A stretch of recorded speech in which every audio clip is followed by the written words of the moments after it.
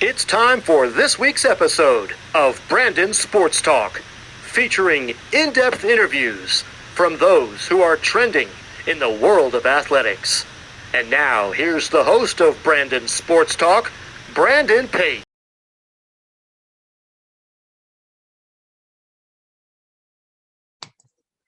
Welcome back to Brandon Sports Talk. In today's episode, I have the privilege to interview the Tri City Valleycats General Manager, Matt Callahan. How are you doing today? Doing well, Brandon. How are you? I'm doing good. Can you Great. talk about how you knew that you wanted to work in sports? Sure. So I have always been passionate about sports.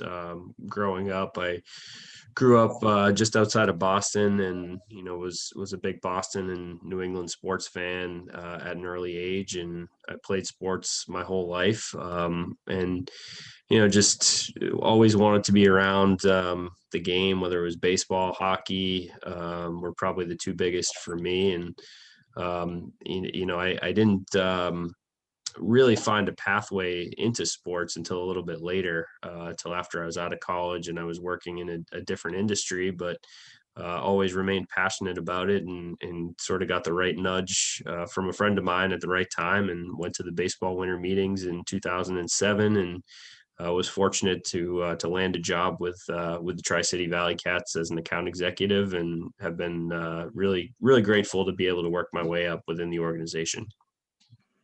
Was that your only stop to lead you to, of course, become the general manager now? So my first job in sports was with the Tri City Valleycats. I started as an account executive, and I was promoted to business development manager, overseeing our sales process and sales strategy. And then I was the assistant general manager for about 4 years before being promoted to general manager. And I've been in this position for going on 6 years now. So yeah, my path was a little bit unique, given that I've only been with one team. I had about 4 years of sales experience working for a technology company before I got into sports. So I had some, professional experience, but I've only been with one organization from a sports perspective, which is pretty unique in this position. That's pretty amazing. What are some of your roles and responsibilities as general manager? So the biggest thing for me as a general manager is really overseeing our entire operation. So the ballpark operations, the sales efforts, our marketing, and communications, community outreach, food and beverage. We have people that manage those departments, but my job is to really oversee that staff, and make sure that we're all headed in the right direction. When we were affiliated with the Astros, I also interfaced directly with Houston, and helped to manage some of that relationship. Now that we're independent and we're in the Frontier League, I work closely with our field manager, Pete Incaviglia, to try to make sure that the roster is coming together, and that we're fielding a competitive team, and doing everything else that we need to do from an administrative and logistics standpoint to have a successful season, both on the field and in the stands.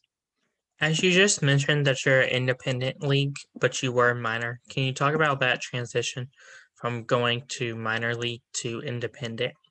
Sure.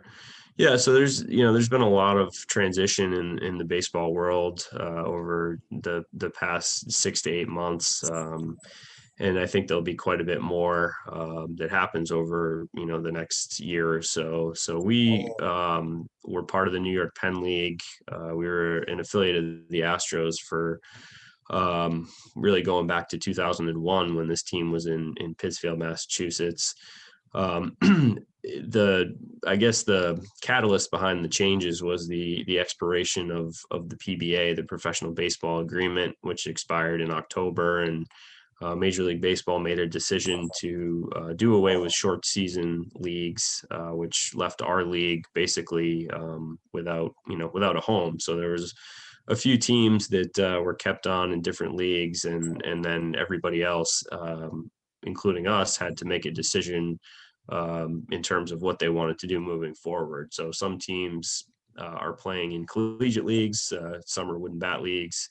Others are going dormant for the year and trying to regroup. And, we made the decision that we wanted to keep professional baseball here in the Capital Region. And we felt like joining the Frontier League was our best opportunity to do that. And that's what we've been working towards ever since. Of course, does that only apply for 1 year during COVID, or is that like a 4 year long-term deal?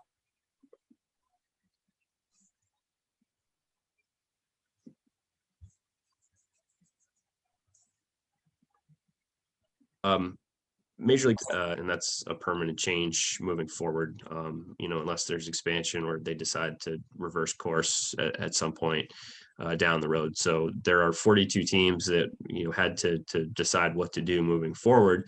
And really, it's kind of an indefinite term, deciding what you want to do moving forward. So we joined the Frontier League. It's essentially a 3-year agreement to be in the league. We expect to continue in the league beyond that, but the initial term was for 3 years. What are some of the things that you have accomplished as general manager? Anything that I've accomplished, I think is really more of an accomplishment that our entire organization has been able to accomplish. Our staff, we have a tremendous and very hardworking staff. A number of us have been together for a long time. Rick Murphy, our team president, has been here since day one. He's been in the game for 30 plus years.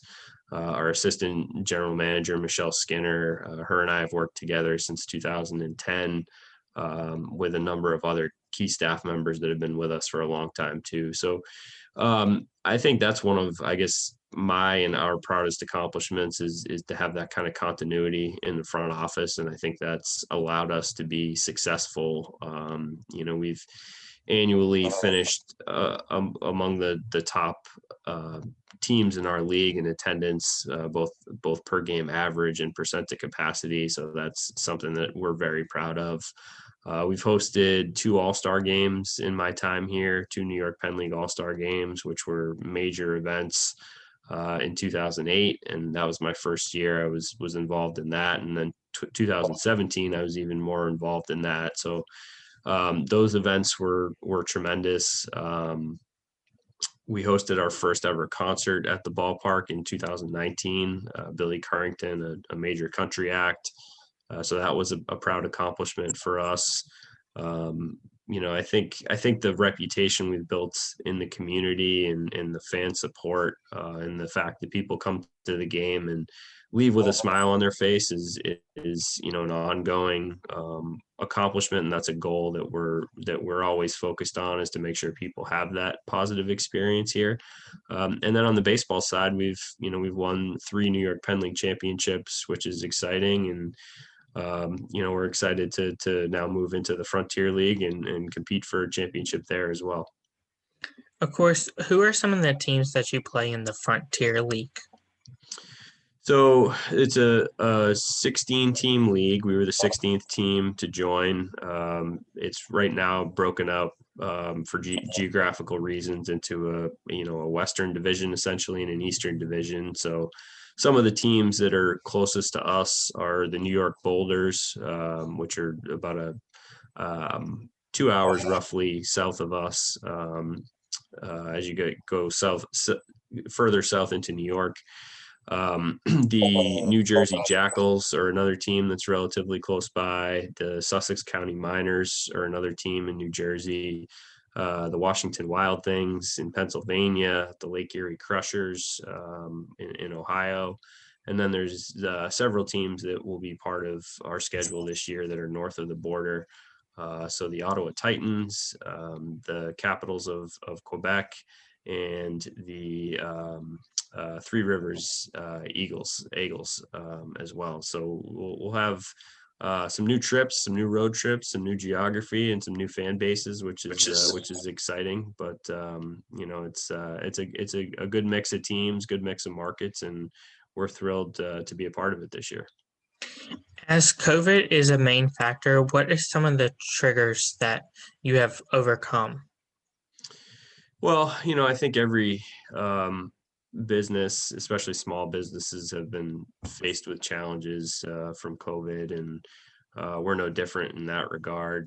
I think any sort of live sports, live entertainment has been hit particularly hard from a bottom line and business standpoint, because our livelihood is really predicated around group gatherings, and when you can't have group gatherings, it's difficult to generate sustainable revenue in these businesses. So that's been difficult, just trying to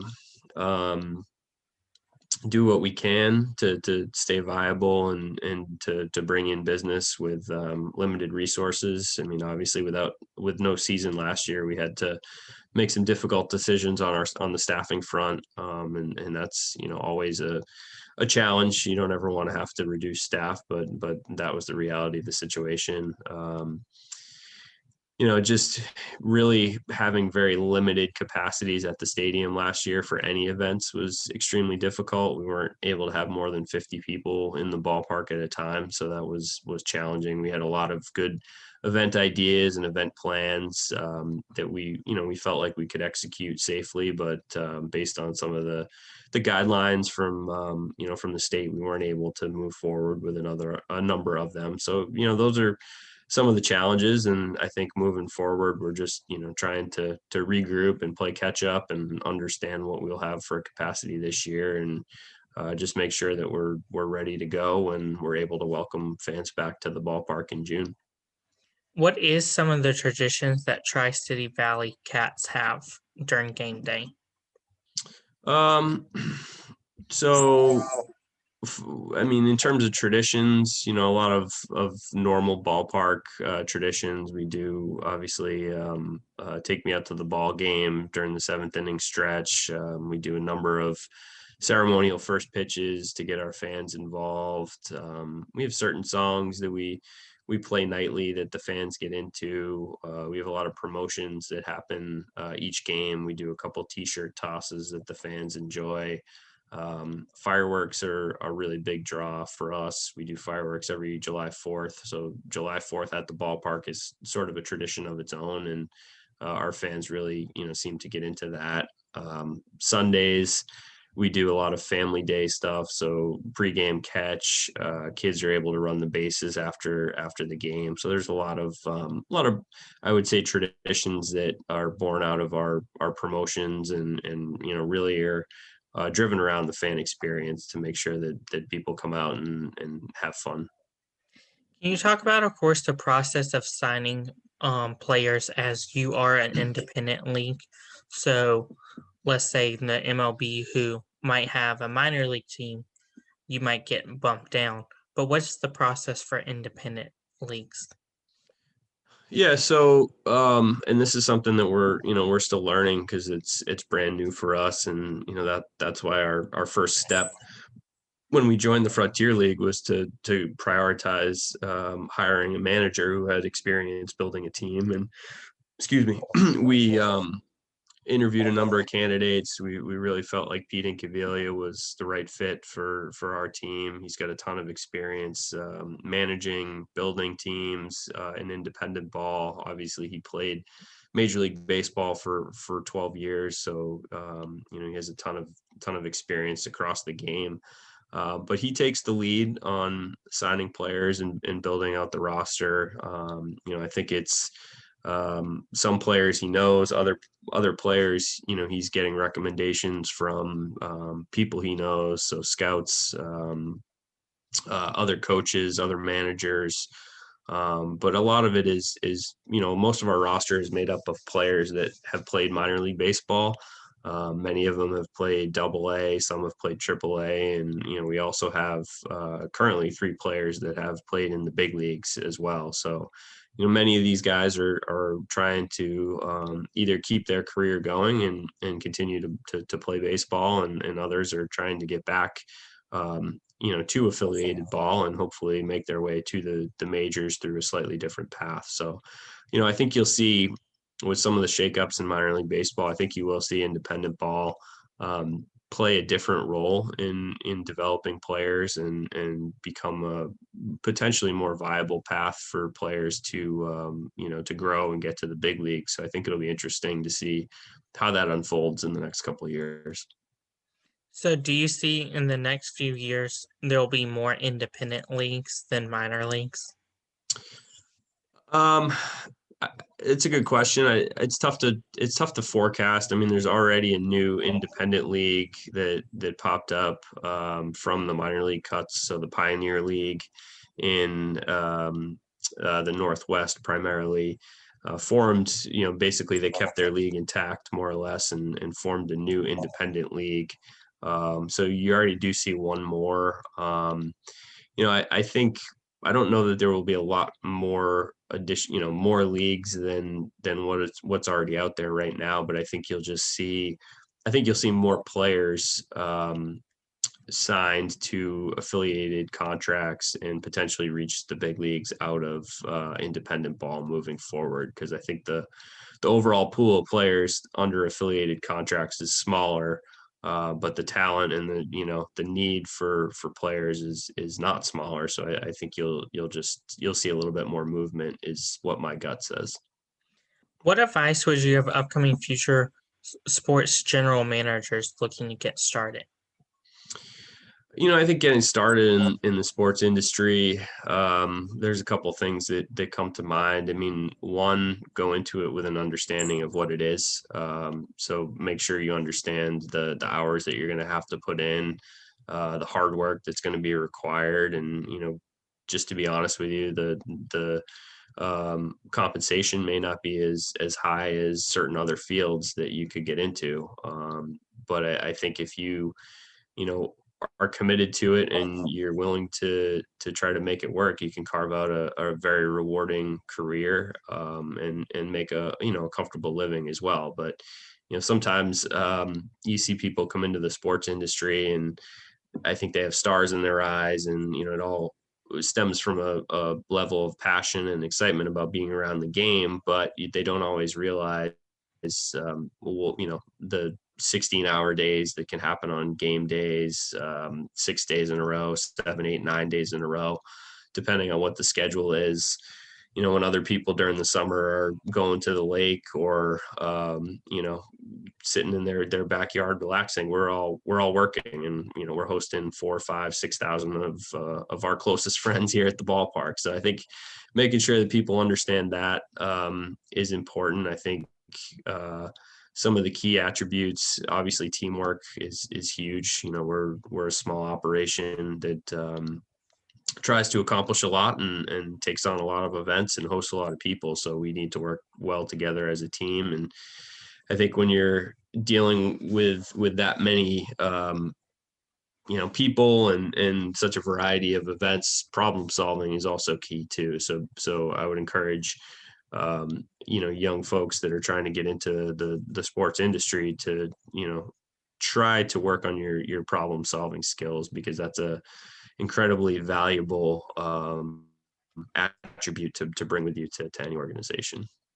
That's wonderful advice. Where can my listeners find you at on social media along with Tri City Valleycats at?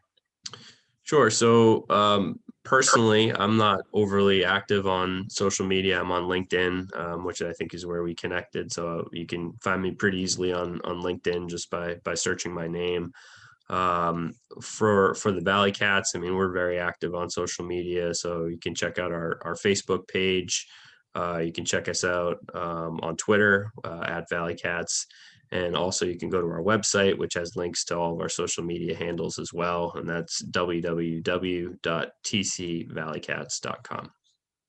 Thank you again, Matt, for your interview, and best of luck in your future as the Tri City Valleycats general manager. Sounds good. Thank you for having me, Brandon, and good luck to you as well. Thank you. You can find Brandon Sports Talk on Facebook at Brandon Sports Talk, Instagram at Brandon Sports Talk, Twitter at Talk_Brandon, and you can find me on YouTube at Brandon Sports Talk. Don't forget to like, comment, and subscribe. Thank you again for your interview, and best of luck. Thanks. You've been watching Brandon Sports Talk. Please feel free to like, share, and subscribe to Brandon Sports Talk on social media and on YouTube.